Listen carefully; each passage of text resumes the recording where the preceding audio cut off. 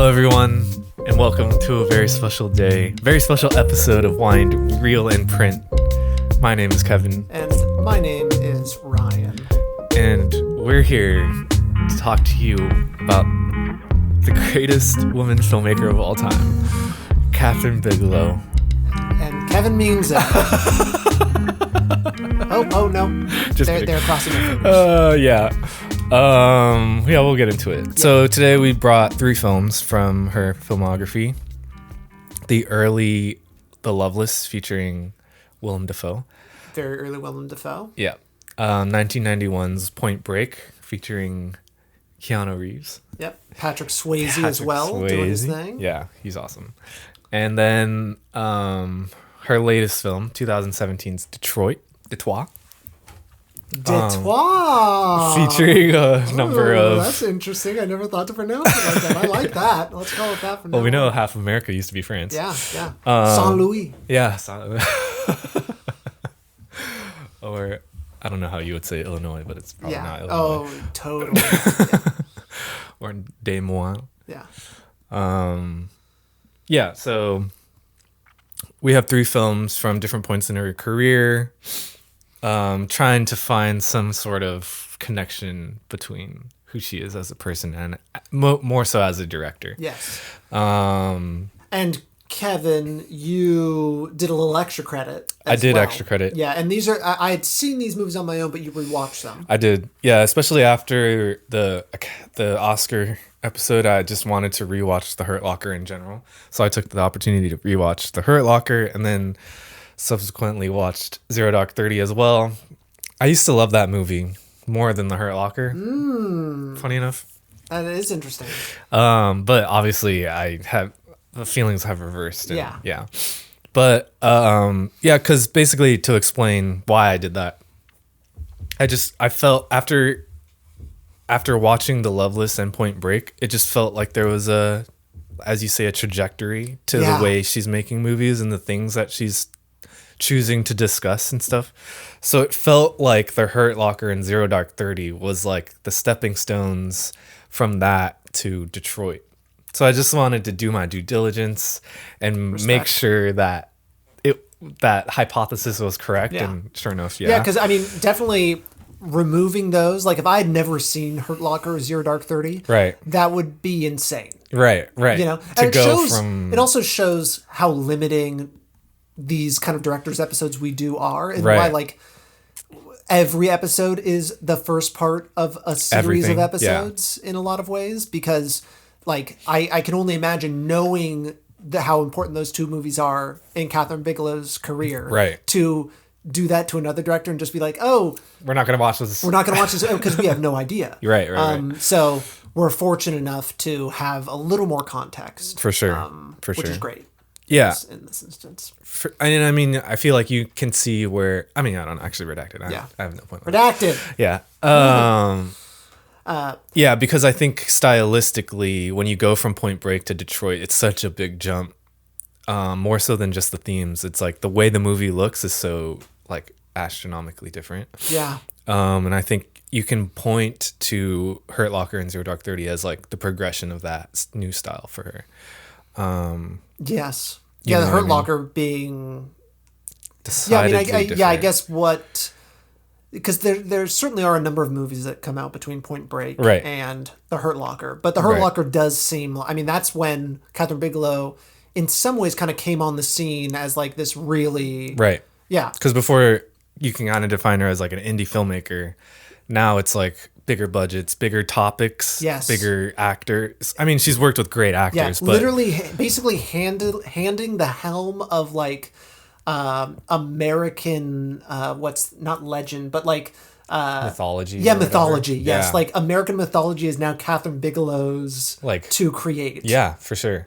And I think there is that's part of what I want to discuss with her early movies too, is that like it feels like there's a trajectory of the themes that she's venturing into, and like the ideas that she has about America, certain American identities, I think is imbued so much in The Loveless and Point Break, especially when it comes to masculinity and violence and law, like lawlessness that we were talking about. Yeah. Like, these are all sort of American ideologies, so to speak, you know?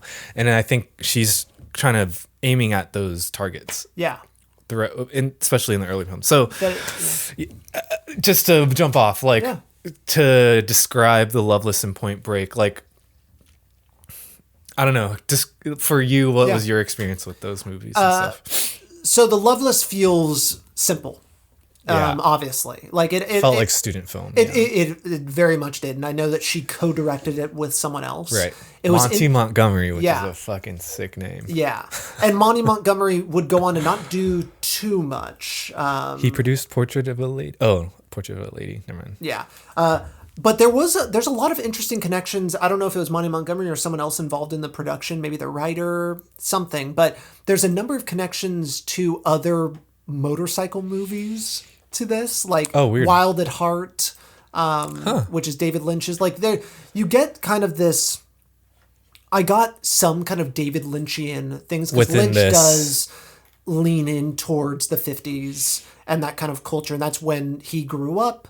And there is kind of just like this, the picket fence kind of life, and obviously this plays with because that's what everyone thinks of the 50s, but then there's also this other aspect of it, which is kind of like the bikers, the leather, the slicked back hair, the switchblades, or what's that movie with that kid? It's not East of Eden, it's the other movie that he's in. I forget his name. I don't know. Oh, you're talking about James Dean? James Dean. Yeah. What's his other movie? Giant? No. Rebel Without a Cause. Rebel Without a Cause. There you go. Yeah. That's what I think of the 50s. I've never seen a James Dean movie. You're crazy. I know. It's wild. Yeah. Once again, putting that on the episode. Everything's on the list. I got to watch everything. But that's just an interesting thing I missed. But that is an interesting thing. Yeah. But yes, and seeing kind of the connection between like Loveless and Point Break, looking at outlaws, looking at authority, seeing kind of, I'm surprised she hasn't made like a Cowboys and Indians movie that feels like that seems exactly her kind of genre. Violence, masculinity, American mythology. It's kind of wild that hasn't happened. Pretty fucking true. I mean, they describe Near Dark as a Western. Yeah, I saw that. So that's an interesting one that we definitely have to see. Yeah. So yeah, I get that. I don't necessarily think she has in Loveless. It doesn't really feel like there's it definitely feels like the commentary is that these lawless folks are just nuisances and bad. Like, do they have, I don't know if they really are redeemable. Yeah. I mean, there's an interesting, like, there's like a little kid that like steals her parents' car or something like that. And there's like seeing her kind of like going down this path with Willem Dafoe's character. But it feels very student filmy. It feels like, we have access to these things. Let's do these things. They have great costumes and everything. Like, it looks good. Right. I do love the style of it. But it's very simple. It just feels like a movie posturing as a movie. Yeah. You know what I mean? Yeah. Like, it even within the acting, it's like, oh, this is so like bad. Yeah. It's just like they're trying to act. Yeah. And you can tell that they're trying to act like what you would see in movies, you know? And I think that kind of removes it. But obviously it's like her first movie or whatever. Yeah. And like you said, it just feels like they have access to these things and they're just making it. Because honestly, like, the story doesn't make any fucking sense to me. Yeah. Like, I couldn't tell you what the fuck that movie's about. What I really pulled away from was the violence. And then towards the end, they kind of positioned that older guy, the older sort of like dad, business suit guy, and versus the biker gang and stuff. And I feel like that becomes an interesting tale of American society, especially during that era. I feel like most of the time it's usually like the hippies versus like corporate America. Yeah. But this one feels more of like the conservative side. I mean, maybe that does have to do with like it echoing the 50s or whatever. Yeah.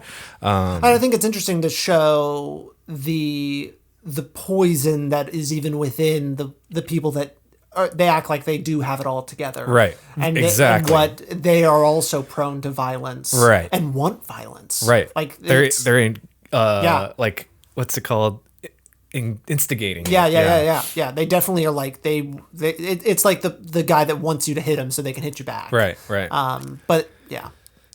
So I got that from the Loveless, and then you get some of that to talk about your Point Break point. Right. You get some of that too, obviously, in Point Break. It is very much it's cops and robbers. Right. It's super simple. Super simple premise. Yeah.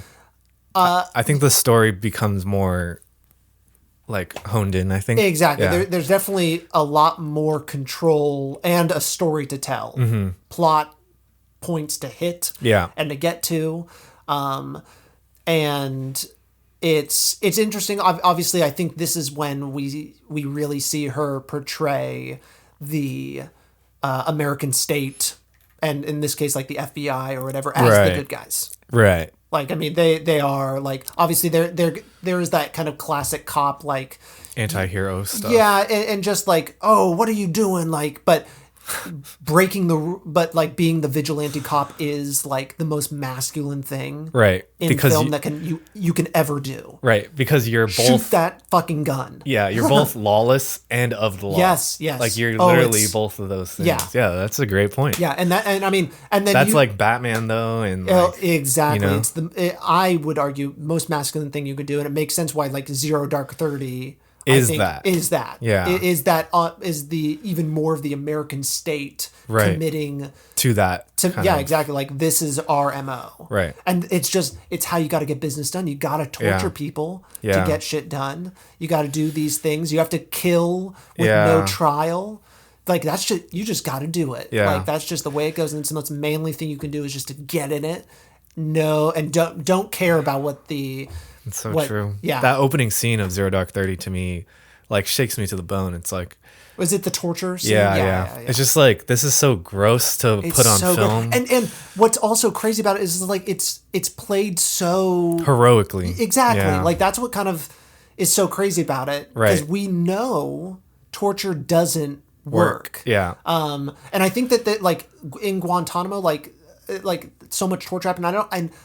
I'm not gonna lie. I've seen like them say it didn't stop a single terrorist attack. No, exactly. And that just shows how crazy. It's fucking exactly. insane. But it's just like there's something so about willing to like get rid of your morals to save others. Right. Is or thinking that's that you up. need to do that. Yes. Yes. Yeah. It's. I mean. My mind's going all over the place. Yeah, I'm trying to realize. There's actually a lot. I'm already. I mean, this is the first time we're like jumping all the way these movies. But we're seeing there's an interesting thread here. Right. Right. Of just, everyone talks about, or maybe not everyone, but my understanding of Kathryn Bigelow has always been that she makes male movies, but she's a woman. Right. And it's just very masculine movies. Point Break is super. It feels like masculine. Top Gun. Exactly. Yeah, exactly. And we got surfers. We got just like shooting guns. We got all of these things and just like busting into homes and all. Abs. And, exactly. And jumping out of planes. Yeah, literally. Yeah, exactly. Yeah.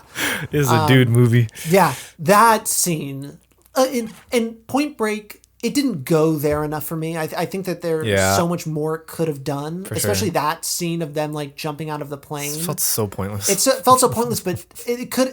I mean, I get it from like the way people talk about it. I understand why it's like a cult movie. And it has like some of these absolutely insane things to it. Right. But it does feel like you haven't seen Heat, right? Heat, I feel like, just does this movie so much better. Makes sense. And it's better just like, actors. Yeah. I mean, it just has, and I mean, is that Mamet? I know you're not a big Mamet head, right? Yeah. Yeah. I mean, as a person. Yeah. But it's so tight and it just perfects, and it's another LA movie about cops and robbers. Michael Mann, that's who it is. Yeah. Yes. He would also direct Collateral, a similar sort of like LA. He's very neo noir. Yeah. This is obviously all kind of like going tangent. off. The tangent kind of going off topic here, but Yeah, there were some aspects of Point Break that I wanted them to turn up and maybe it's even like the Schwarzenegger Predator thing where it's like, you probably have seen, and a lot of people have seen that kind of, that meme of like the black guy's arm and the white guy's arm, and they're like, they're sweaty and they're muscular and they're like grabbing, and that's in Predator. That's Carl Weathers and Arnold Schwarzenegger like grabbing each other's arms. And there's that's what I wanted, was more of that camaraderie. Yeah, and more of just like in your face masculine, like to like the nth degree. Sure. Like it's part of the fun of it, right? And I didn't get that as much with it, and I think Michael Bay does that really well. Yeah, and I don't think a lot of people feel this way, but I loved Pain and Gain. I like, and people like that movie. Yeah, and I think that does it really well. I mean, and it does humor almost like satirically. Yeah. It's so great. It's great. I'm such a fan of that, and that feels like it. Kind of does what Point Break does a little better. But Point Break's premise is great. It's kind of awesome. Yeah, it's awesome. Like, and that also, you wonder, and obviously this is just totally conjecture, but you wonder, like, obviously it's easier to make movies that are made for men. How much does that play into Explain yourself. Well, I mean, like, pitching a movie about a bank robbing surfers is easier than a like than like Princess Diaries or something like that. Like in this kind of era of films. Sure, maybe, or even like I don't know. I get what you mean. There's been a lot more of these kind of masculine movies than there have been feminine movies. Yeah. No, you don't think so? I would say there's equal amount. I don't know. I feel like there's feminine movies. Well, I mean, certainly there are, but there's nowhere near as many feminine movies as masculine movies. I mean, I don't know. I would need to see the numbers. I mean, so. If you think about how many female directors can you name? I mean, nowhere near as many as male. I mean, feminine movies directed by women, maybe low, because obviously women don't direct a lot. Yeah. But I'm not just saying that. I'm just saying in general, I think that you, like a blockbusters. Let's talk about those. Like, how many feminine blockbusters are there? Fair. Barbie.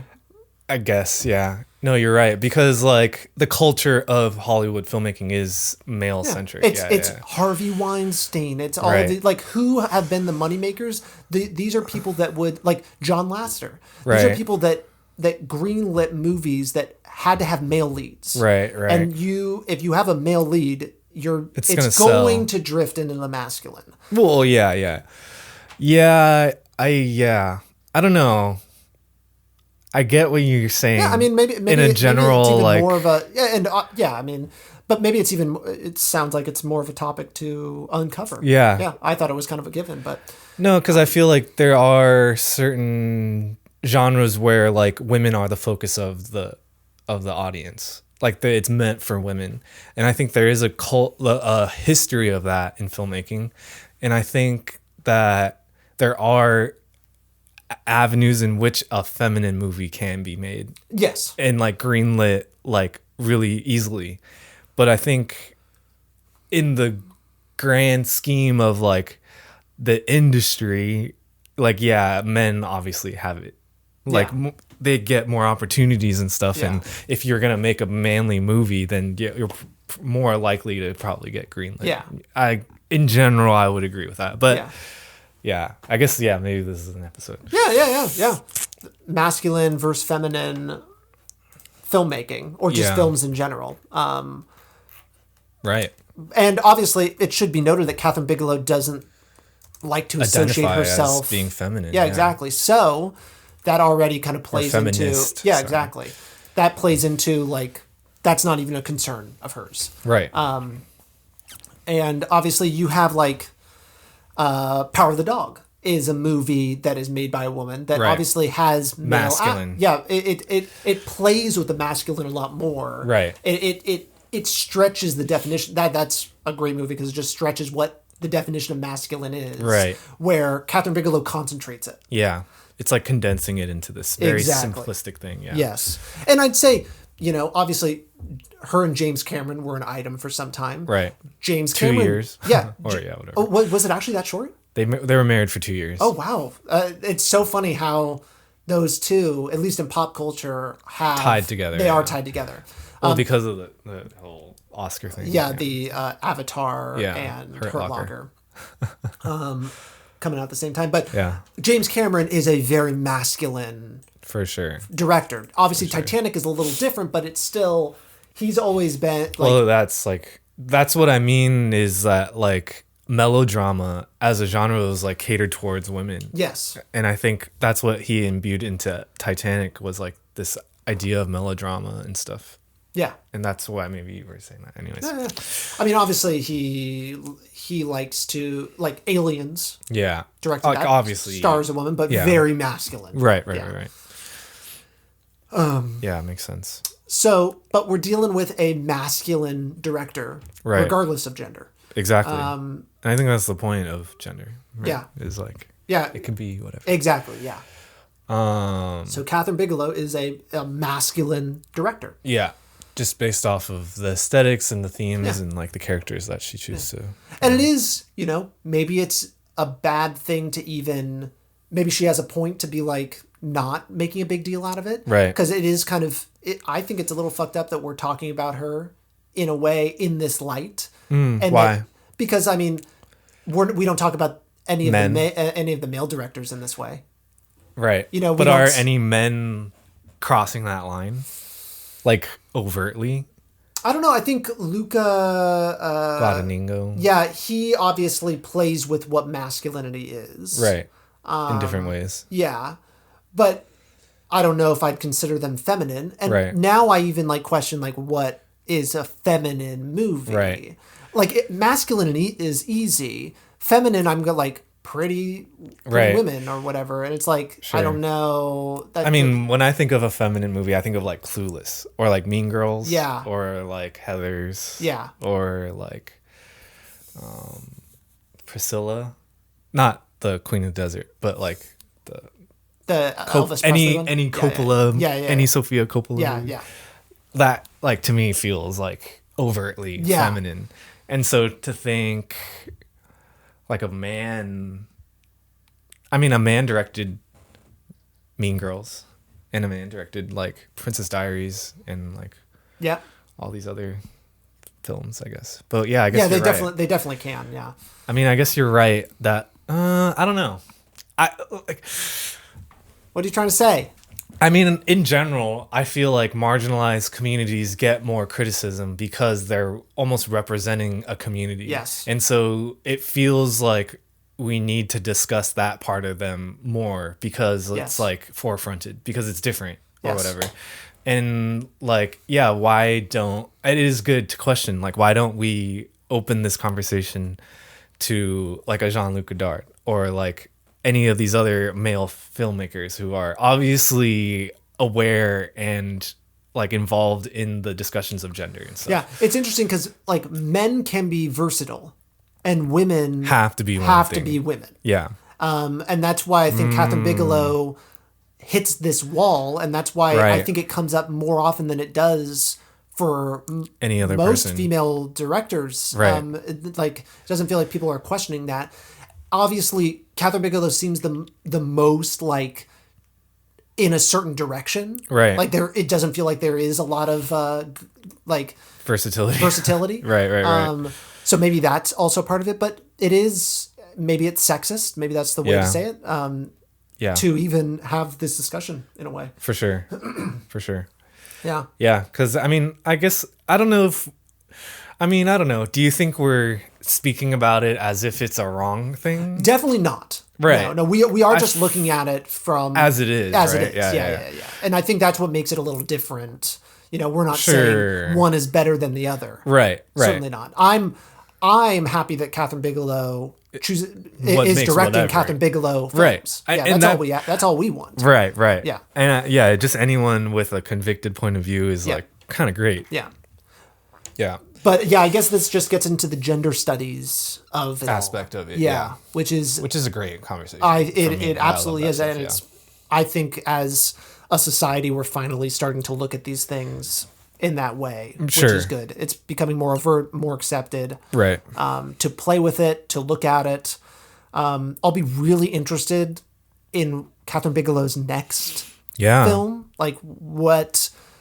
Yeah, that'd be... Where is it at? Yeah, I know, exactly. I saw that she did a TV show. Yeah. Maybe not recently, no. But... Oh, no. Who knows? Well, definitely, we live in a different era than when Detroit came out. That's for sure. I don't think Detroit would be made today. You think? I do not think. I think. It is made in today. I mean, but a lot has happened since 2017. Wouldn't you say? Not that much. Really? I don't think so. Oh, interesting. I think Detroit was made in the current state of today. Okay, I'm going to push back, and I'm going to say, like, the current state of today happened in the pandemic. And when Black Lives Matter became a general... Because 2017, people did not like Black Lives Matter. Like, that, it was not a... I don't think anyone likes Black Lives Matter still today. I mean, in 2020, everyone was saying it. Sure, it was like repping a mainstream cultural phenomenon, but I don't know if it was like, I don't know. Yeah. Actually. I mean, it felt like there was and I remember I was really surprised by it when it was happening because I'm like, didn't everyone just hate this like just like a couple years ago? Right. And that, you know, racism was solved when Obama became president and everything like that. I mean, I don't know, when like late Obama presidency, I remember there was like a shit ton of police protests and like police brutality stuff going on. Like 2014, 2015. Sure, yes. There was so much going on, like almost monthly, and it became such a big deal. Yeah. And then for me, Trump election is today. Yeah. That's when it starts for me. Yeah. Is like, because you don't get the pandemic without Trump. Yeah. Like, and the shit, you don't get the political shit in the pandemic without what Trump does in his first term. You know what I mean? Yeah. Or in his term in general. Yeah. And I guess it is a debate of like precursor to. Yeah, like, we're not going to actually get an answer. Right. This. But I think to some degree we're kind of agreeing. I see. No, yeah, know what I mean? and I definitely know what you mean. I definitely like. It's just how much of a heightened political polarization, and then like this weird acceptance of this stuff. Yeah, and I think can we talk about Detroit? Yeah, we're talking about it. Because for me, I watched it and it felt, and the reason why it felt like it was a movie like made during a different time. Like for me, it really felt like a movie made for a different time in a different time. With just the like. What do you mean? Oh yeah, sorry. It's okay. For one, the casting was interesting. Yeah, super weird. And it was like having like the way it kind of played up the singers and stuff like that, and it had a very like classic, maybe I hate to say classic Hollywood because I don't Robert mean Altman? Like classic. What do you mean Robert Altman? Like, just the ensemble and stuff. I mean, oh man, that seems so insulting. So you're saying like just put anyone anywhere? Sort of thing. I mean, I just felt like I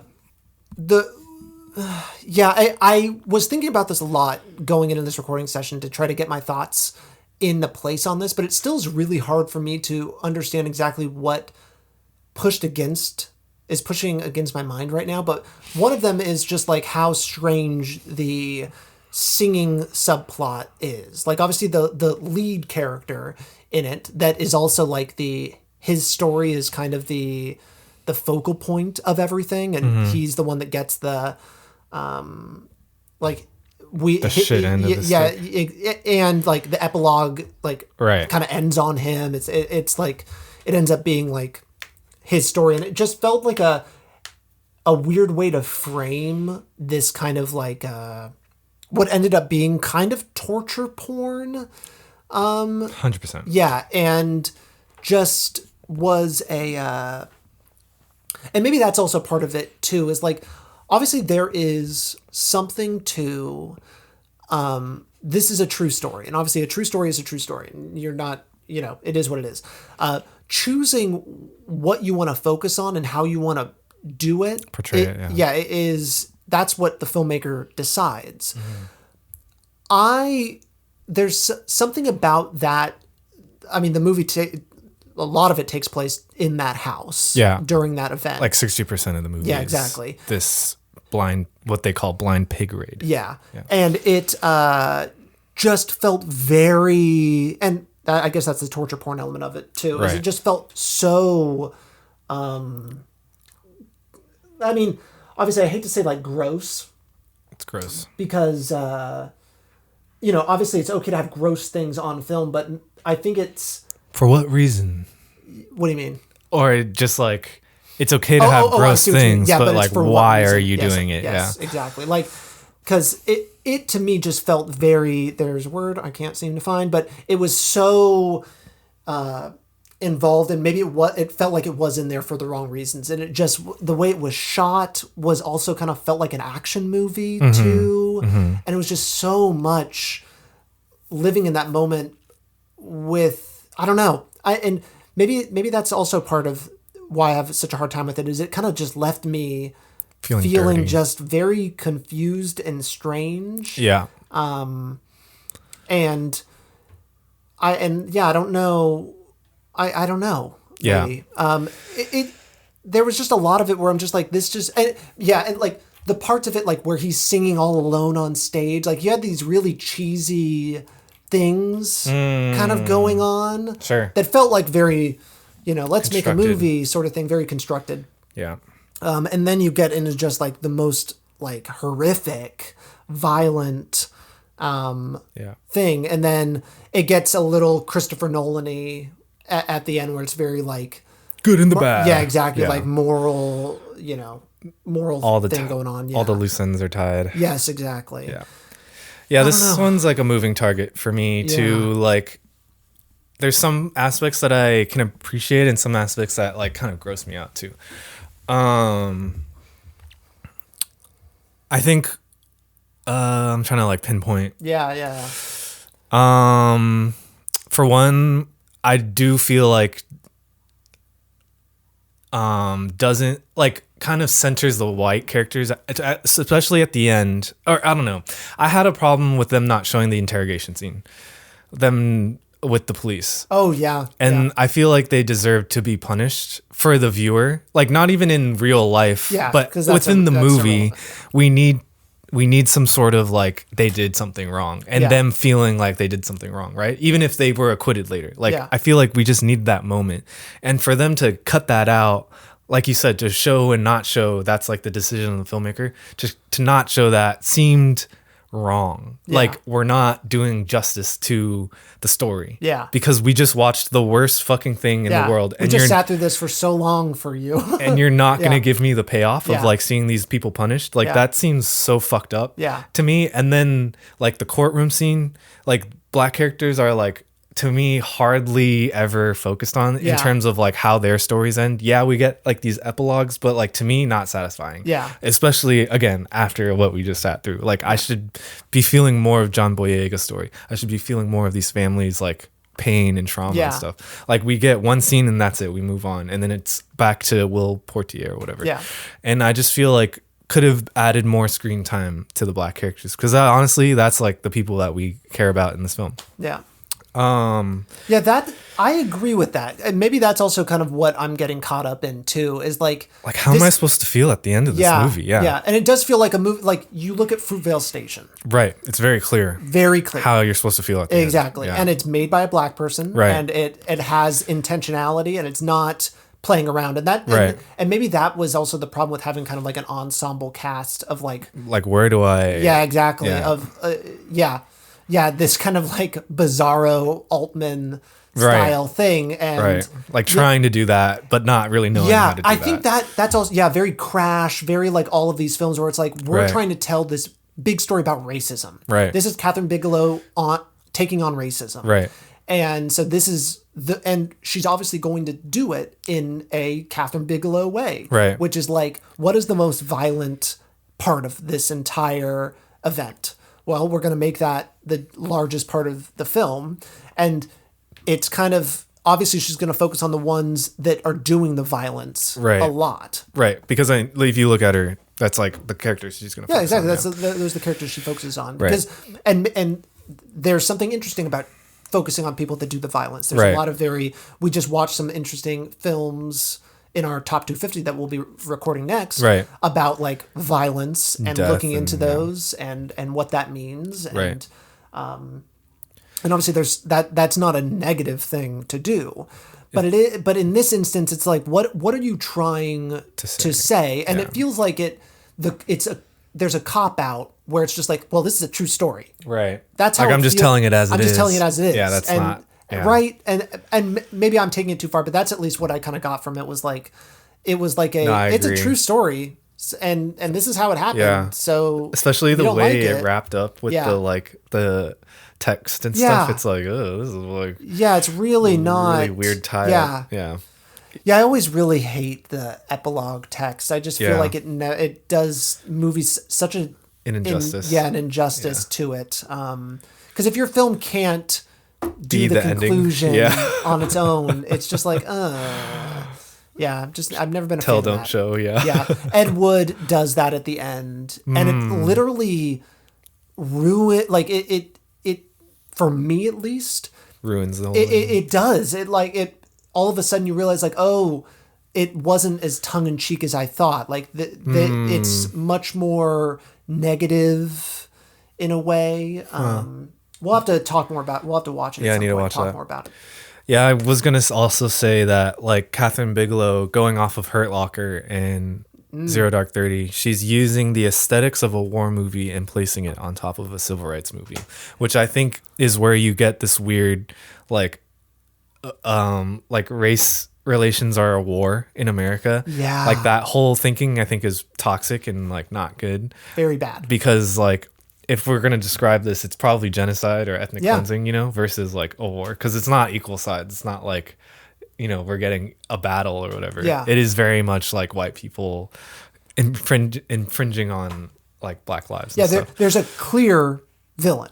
Yeah. There's a clear bad. Yeah. And I wouldn't say it like is making the white characters the good guys necessarily. Right. Yeah, like, I wouldn't go that see far. that. Yeah, because they don't ever step in to do anything good. Right. And I think there's one cop, like the National Guard cop, is like I don't like this more moral or whatever. Yeah, a little more, but not to the point of. Yeah, exactly. Yeah. Like, I mean, they have that one cop who like saves that ushers guy. that guy out, yeah. like run, sort of thing. Right. But even just the idea of like, oh, the couple bad apples, like I think that's a bad toxic narrative too. Feels very prominent in this film. Yeah, and just in general with what I think Kathryn Bigelow probably thinks about the cops. Yeah. And just conservative thinking about the cops. For sure. Is like, it's not systemic. Right. This is just like, this is what happens when the bad apples, right. Yeah, because I said the bad apples narrative and the corrupt system are two different things to Kathryn Bigelow in this movie. Yeah. Even though they are the same thing. Yes. That's the hardest thing to explain to people. It feels like, is like these people that are ingrained. It's like, well, what can you do without cops? Like, you need cops. Yeah. And I think I've talked to you about this, but it's, I mean, this is me getting on my thing right now, but go off. Just that we give people permission to kill us. Yeah.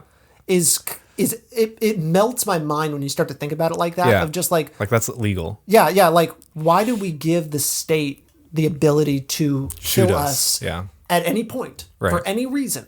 And that I think is the most like evil thing out there, and it boggles my mind, and which is why like it's hard for me to get into a pro cop mind in a movie. For sure. For sure. So I know I'm already predisposed to not be all that into it, but and this movie is basically everything. Exactly. You probably hate. Exactly. It's like, geez. Yeah. I mean, it's just like giving all of these white guys guns. Yeah. Just to go crazy. Right. And the gun that the black guys have is just a fake. Like, right. Just that they're just and they like, get killed over it. Yeah. And obviously that felt very real. That but there was just, especially with like police brutality today. Yeah. And you wonder with this film how much subtext there really was. It doesn't feel like there was anything really at all. Yeah. It felt very like just like surface level. Yeah, it felt very surface level. I mean, it did feel like recreations of an interview, sort of a thing. Yeah, that's probably what it is. Yeah. It was so just like, all right, we're just going to follow this true story, this account, and we're going to plug it all in, and then we're going to leave on the cutting room floor what doesn't make sense, and all of a sudden we've got this, what tested well, this big action scene in the middle of people getting tortured. And yeah, because it's like, I mean, I don't know,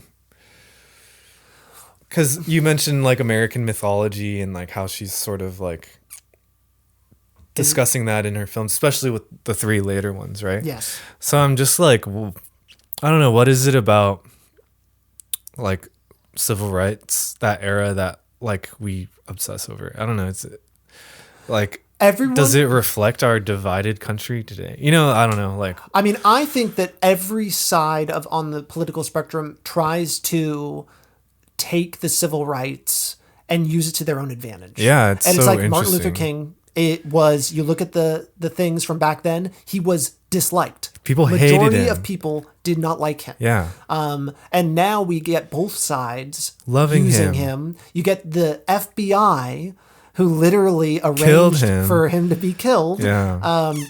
Posting quotes of his. It's insane. And so we have to lie to ourselves in this country in order to get through it, because we are full of contradictions and we need to continue this absurdity, absolutely absurd thing. The frontier, like we are a frontier country that was obsessed with controlling and genocide all the way through to coast. And then we had to, that energy couldn't stop. That like supremely, the most like disgusting, I hate to like say masculine energy is this, because I think that's a really ugly way to look at it, because I think masculine energy can be beautiful, right? And it doesn't have to be violent. Well, but then just say toxic masculinity. Toxic masculinity, yes, exactly. And that, I think, is the crux of this too, is like it had to turn back in, and here we are at this thing. Obviously, anyone that looks at the civil rights movement can see like, oh my God, we really haven't progressed that much from that moment at all. Yeah. That's almost nothing. I always say that. Yeah, exactly. It's like,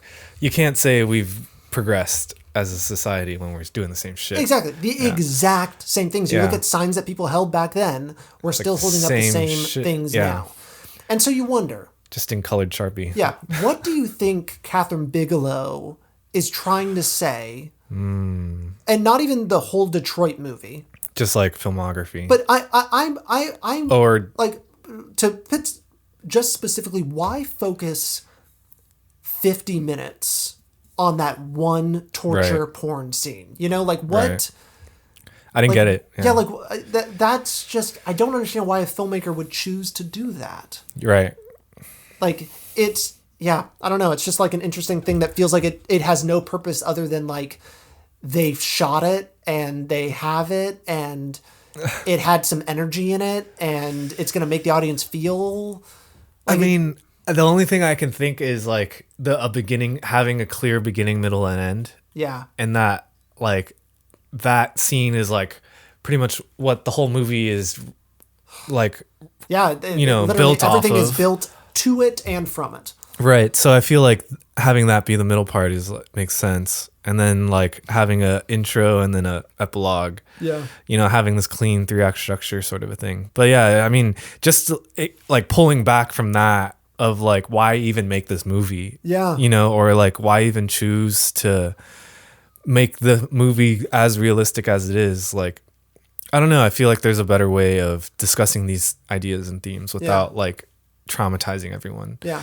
Yeah, it's interesting. It's almost like she is saying like the civil rights movement was for naught in a way, with just like having the lead character throw away his life. Yeah. There is no happy ending. Right. Nothing good comes from these events. Quite. He is going after his dream at the beginning, and at the end, doesn't have it. Yeah. And it's just like, what I don't.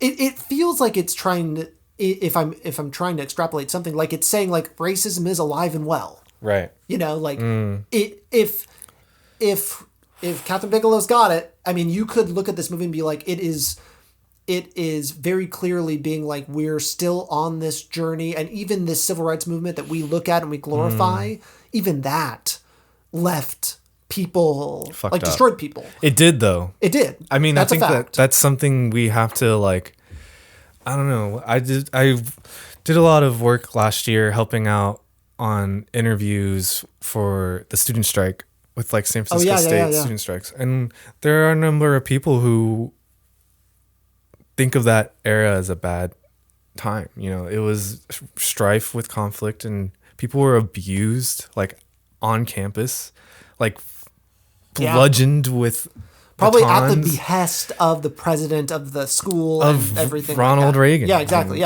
You know, and so like it was a traumatizing period. Yeah. Like we have to think about it in that context as well as all the good things that come out of it. Yeah. But like people were killed and arrested and like lives were ruined for the sake of civil rights, you know? And I mean, I think that's a fair like reading on the civil rights from a perspective, you know, even like I don't want to get into a black versus white thing because like I don't know, I feel like what the film does for me is like communicate how much violence is the culture of America. And I think I had written something like that. Like we were born out of violence, we were developed with violence, and we still live today under the threat of violence. So like to me the film is communicating how we live, like how it's subjected up upon us and how we have to like deal with it kind of thing. And for most people it is like a terrible effect on their lives, you know, like they lose their shit. Like I don't know, I just thought it was a really comparing Detroit to Hurt Locker, like exploring trauma and the effects of trauma on a person, you know. I think that like I wish there was more screen time for the singer at the end, just showing more of how he gets to where he is. Yeah. But that story makes sense to me. Like that is like something I would imagine seeing, like especially during that time, you know. So many talented people who stuck up or got roped into civil rights, you know, their lives changed, you know. Yeah. So, yeah. Yeah, it's interesting. I mean, I liked Detroit more than I was expecting it. Mm-hmm. And I think the feeling of like disgust was almost the point in some aspects, I guess. And I don't know. I try to give it more credit than. Yeah, I think I'm giving it very little credit. Yeah. And I get it. Yeah, you know, I think you can't not say those things too. Yeah. Like, and I agree with everything. Yeah. Yeah. Yeah. But, you know, there is like a weird obsession with like that, like American trauma, I guess. Yeah. You know? Yeah. For whatever. And is Kathryn Bigelow the person director to do it? Like that's the question. Is like I think I would argue yeah. Yeah. I think yeah. Cuz the whole themes of violence to me makes it work. And makes it feel like accurate to that. In terms of like history and all that stuff, that's a whole argument. But I feel like in terms of a creator who is like dedicated her life to a certain story and characters, and then getting the opportunity to make that kind of movie on a bigger scale, it makes sense why she's making Hurt Locker, Zero Dark 30 in Detroit to me. Yeah. And like, I can't imagine someone else making these movies, you know? Yeah. If that makes sense. Yeah. I know what you mean. I definitely. But I get what you mean too. Yeah. Like, just being more critical about like who gets permission to. Because Detroit came out around the same time as 13th. That I think it was a documentary. Or yeah, Ava DuVernay. Yeah, yeah. And, you know, that's like an interesting thing to cut against, as you say. Yeah. Like. You know, that, black versus white narrative like that within the same. Exactly. Like, and that obviously that's a movie you can't even really argue with, like what it's trying to say and everything like that. It's very clear, right? And it's told in that kind of way. Yeah, and it's still trauma. You know, still black trauma. Yeah. Still like all the similar sorts of stories and stuff. Yeah. And in my mind, you know, certain images get mixed up between these two movies. Yeah. For me. Wow. Yeah. So yeah, anyways. Yeah. I mean, you know, 12 Years a Slave. Yeah. That came out, and obviously that is full of black trauma. Yeah. Extremely but it has a message and it's going somewhere. Exactly. Yeah. And it just, it feels like it was less about like and maybe it did just need more focus. Maybe Detroit needed just to tighten it up, less ensemble. Characters on the periphery, and just, and who knows, like to diagnose movie problems is tough. I mean, but it's a good right exercise. To me. It seems right to me. Yeah. Like I get what you're saying. Because I would be interested in the film if it really even let that actor act some more. Like it didn't feel like I got even that much of what was going on. Well, I will say I don't think Kathryn Bigelow is great at directing actors. Yeah. And I think that maybe that's also the kind of like the actors that she works with are almost like notoriously not good. Keanu Reeves is a terrible actor. He is bad. He's bad. So I mean, I like the guy. And I'm a huge fan of The Matrix. Yeah. Great. He seems like the nicest person in the world. He's in the Toy Vampire... Story 4. Yeah, oh yeah, he's in that. Yeah, he's in Dracula, Francis Ford Coppola's Dracula. Yeah, nice. Like in a lot of these things. But, I mean, if we're talking about acting skill, I hope it's not insulting to people to say they're bad. He's not. But objectively, he's not that good. Yeah. I don't think that's... I think that's okay to say. I hope so. I mean, he's richer than I, so. Yeah.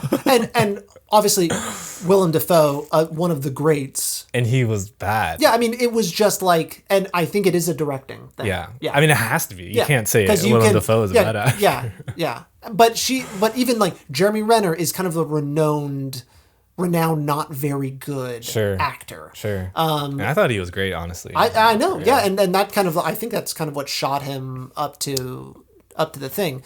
Chris Pratt, known as a not very like good at like the range. Where was he in? Zero Dark 30. Oh. I mean, he's the head of the Navy SEALs. Like he's the lead Navy SEAL guy. The Navy SEAL guy? Yeah, he's on SEAL Team 6. Pretty sure he's the one that... You don't remember? I don't remember. It was like Chris Pratt's first role after Parks and Rec. Oh, wow, yeah. And I think... Oh, yeah, when they're doing the raid. Yes. Yeah, he was such a small... exactly. Small it was character. Like a, whoa, Chris Pratt's here? Yeah, super random. I remember just being really surprised by that. With Joel Edgerton and... Yes. Yeah, okay. Obviously, I think Jessica Chastain's a great actor. She's my favorite. Yeah. She's one of my favorite actors. Yeah, I think she's great. I think she's great, but, a lot of the movies I hate that she's in. Yeah. Yeah. Yeah, James Gandolfini is in this. In what? In Zero Dark 30. Oh, really? And Mark Duplass. Oh, I do not remember those parts. Yeah, that's funny. Interesting. I don't remember James Gandolfini. Yeah. You know what he's from? James Gandolfini. Yeah. Have you seen The Sopranos? No. It's so good. I don't watch TV. I know. I'm just saying. It's art. Whoa. It is. I saw some video and they were like, you just call them buildings art now? And I was like, buildings are art. And he was like, he had his whole argument of like, art isn't functional. Art isn't meant to be functional. Gatekeeping art, I think, is the most insane. It's an argument. Take. I mean, of course it's an argument. Art is meant to be ethereal and not meant to be understood. But it can also, I feel like art can be anything. Like you go into you go into like the Met or no, like you go to the MoMA and you see shit and literally. Yeah, exactly. And like, I don't know. I guess everyone has their own takes. My take is, anything can be art. I could feel my heart like, no. Yeah. But everything. Yeah, because like buildings seem pretty artistic. To say they're not art when so much effort is put into it, and design, just because you have a and design culture. like a box to design within, right? Like, and that's function. Just because something's functional and you have to think about a chair has to be a chair doesn't mean it can't be art. Right. There's still like decisions being made. Yeah. There's you a have history. to have an air conditioning system and an elevator, and you have to have all the, it has to be shaped a certain way so wind doesn't knock it down. Like skyscrapers can be art. Right. No, I agree. Yeah. That is funny. That got me charged. Yeah, exactly. That got me fired up. Like, what are you talking about, man? Yeah, what the fuck? Don't come at my buildings. Oh, yeah. Well, funny. All right. That's Kathryn Bigelow. Yeah, that's I mean, we didn't really go into her past or anything like that. I think we didn't come with those questions. Questions, and I wasn't even really looking for those. It's an interesting set of movies and career to look at. Yeah. She hasn't done something in a while. I'll be interested 7 where years. things land. Yeah. When or if she comes back. But we'll see if the mantle of American myth is her standard to bear, or if it has moved on and we are just we're living in a different time now. I don't know. Dang. So, sorry, I know we're closing. Yeah. But it says in Point Break, while filming the skydiving scenes, Bigelow was on the airplane with the parachute and filmed Patrick Swayze throw himself into the sky. And then during the surfing scenes, she would be on a paddle or a longboard, like near the boat, while they were shooting Keanu Reeves and stuff. She's just one of the guys. Yeah. She's just in it. And then the Hurt Locker, like shooting in extreme heat and everything. Yeah, she's like the Tom Cruise of direction. Yeah, she's in it. Yeah.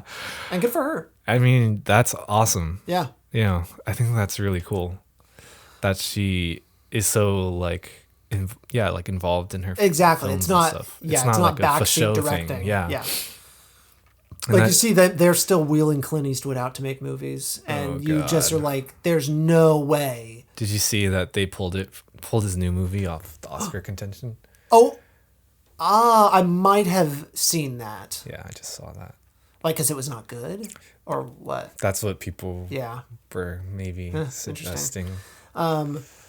Yeah, I saw that he had that. Oh yeah, what's it called again? Oh my god, yeah, I saw it and I was like, oh, that Juror Number 2, I think is what it's called. Yeah, with Nicholas Nick Hoult. Yeah.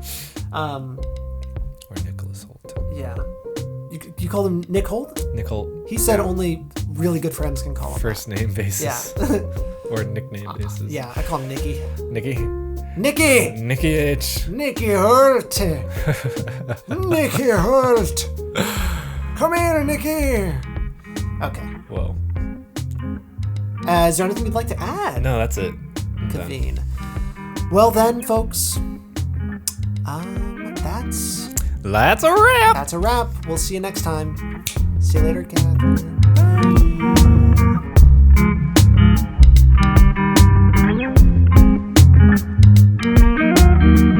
Wind Reel in Print is a podcast by Salad Brain Productions.